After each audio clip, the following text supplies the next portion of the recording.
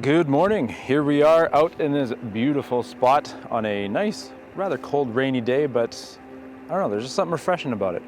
Anyways, I'm standing right here beside this beautiful truck that we have built here at Cam Clark Customs. Kind of wanted to introduce you to this truck. It's a what we call, somewhat internally I guess, the level 1 kit. Basically what we've done is we've taken this 2023 F-150 Lariat, and we just put a simple level kit on it. We used a 2-inch ready lift level kit.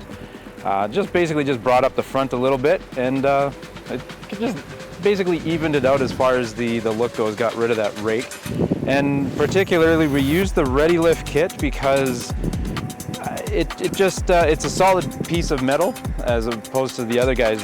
Some of them use like a 3-piece welded design. We also threw these 20x9 fuel contras on here. It is about a +20 offset, and that basically just moved the wheel and tire out just a little bit, so it gave it a nice flush look down the side instead of that sunken in look that not a lot of people like.